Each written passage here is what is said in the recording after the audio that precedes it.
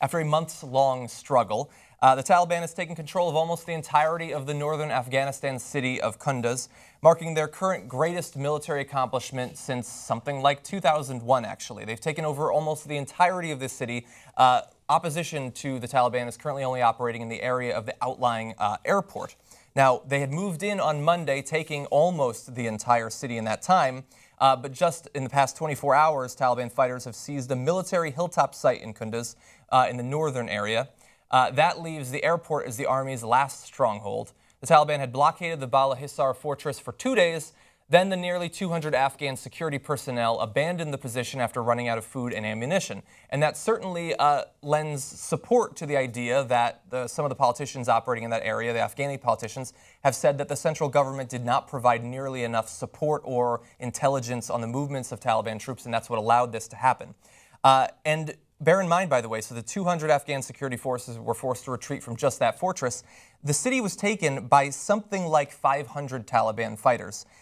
They were going against a combination of Afghani security officials, security forces, and allied militias that numbered about 7,000. Yeah. And they were defeated by less than 10%. Yeah. Exactly. Yeah. That's certainly not, that does not give a lot of support. I mean, this feels a lot like the situation in Iraq a few years ago, that you have these superior, against ISIS just a year or 2 years ago, that you have the superior forces, supposedly larger number of forces, being driven out by a relatively small number who are far more effective. It's happening now in Iraq. I mean, it's still operating. It happens every time there's a ISIS Islamic State victory. It happens. They're not beating equal forces. Mm-hmm. We can't train these guys. They don't want to fight. I guess these policies have just failed policies. I mean, the argument of which I guess is not a real argument, but the idea of let's just go. Mm-hmm. Let's just go. Let's go and be like, sorry, I know it's horrible, totally our bad. And we'll take some refugees, but we got to go. As long as they're not Taliban. Right. As long as that's they're not a fairly. There is one tiny bit of good news here: is that the Taliban success under the leadership of Mullah Mansour. I asked yesterday during one of the breaks, what happened to Mullah Omar? Mm-hmm. And you didn't know. Do you remember what happened to Mullah Omar? No. Nobody. I got him mixed up with the Al-Quds force. He was number 3. It was like it was Osama and Khalid Sheikh Mohammed and the doctor. So maybe, and then Mullah Omar, he was like 1A. But apparently he was killed in 2013, although that wasn't confirmed until this year. But great news, Mullah Omar's dead. Yeah, that was one of the many number 2s that we killed. That's right, but this is Mullah Mansour. Well, he was really the number 1. He was the head of the Taliban. But this is now Mullah Mansour. Mullah Mansour has taken over, and he is now a threat. The success of the Taliban has now given pause to people. Like, great news, these guys won't be joining the Islamic State. They'll just be joining the Taliban. Yeah. Yeah, although we have received some reports that leading up to this, there had been sort of a small but continual number of people defecting from the Taliban to join it. Yeah, now, if they are starting to take control of areas, then that might help them to ward off some of that. We have some information about what has currently happened in Kunduz. And again, there is still some opposition on the outskirts, but currently Afghanistan's health ministry said that more than 40 people had been killed and more than 330 injured in the fighting, the vast majority of them civilians, although that's impossible to confirm, and it is Afghanistan's health ministry, so they're going to skew the numbers the way they want. Taliban fighters emptied the coffers of banks, seized weapons, including armed vehicles, and also gained a propaganda victory, as well as releasing something like 500 Taliban prisoners from a jail. So very large victory for them. And as you said, I think that this is going to continue to cause people to think we've probably been there too long. Some of us have been saying that for something like a decade. I mean, but and the idea that on this same day that reminded the Taliban hasn't gone anywhere is the same day that that Russian troops attack Syria, and people are worried in social media in Russia whether Syria will now become Russia's Iraq, whereas America's Iraq, well, that was America's Vietnam.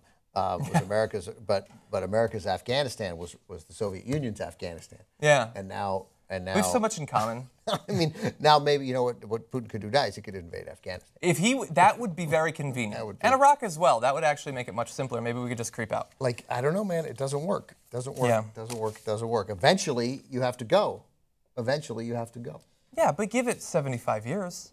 Or you have to do something that we're apparently not committed to doing, and you have to Marshall Plan it, and you have to spend more money than you could possibly imagine and build a real infrastructure and build schools and just keep pouring hundreds of millions, billions of dollars there, which obviously we don't have the political will for here. I don't even know that that would work, but it is something that we have not particularly tried. Yeah, I think that something like that, if we were to pull out of all of those countries, and then over the course of God knows how many years or even decades, continue to help them to develop by providing support on the level of the Marshall Plan or something like that, I think that that would certainly help our reputation in the area.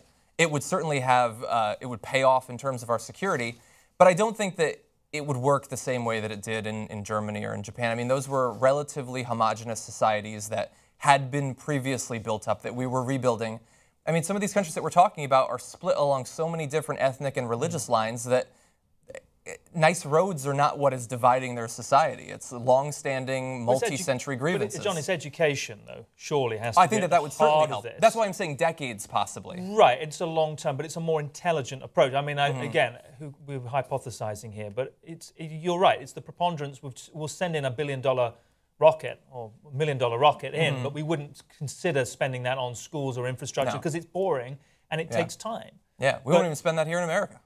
We have 10,000, but we have, I think, 10,000 troops in Afghanistan. I think it's 13,000. The residual. NATO troops, but we have 10,000. Yeah, we do.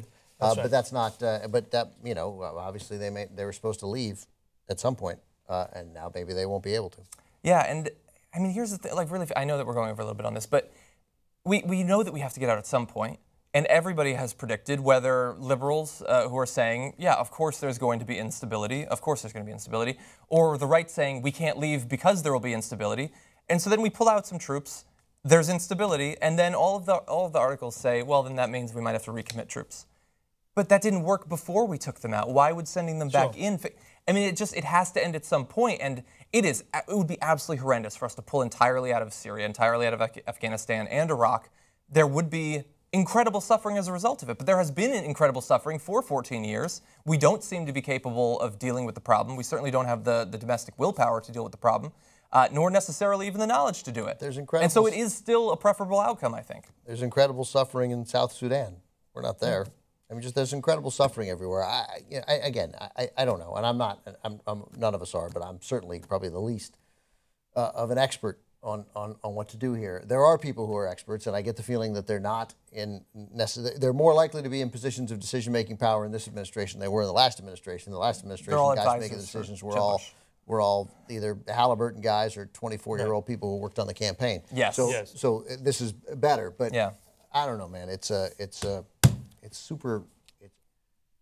It's frustrating, and it seems, in some sense, I'm surprised it's taken Putin. I know I'm mixing and matching here, but I'm surprised it's taken Putin this long to sort of recognize. Well, I'll just do it. I'll come in and do it because he doesn't care. Yeah, and there's not necessarily much loss to him. And he didn't have to respond to an election. Yeah. His constituency is the Kremlin or the Politburo or whatever the fuck it is they have there now.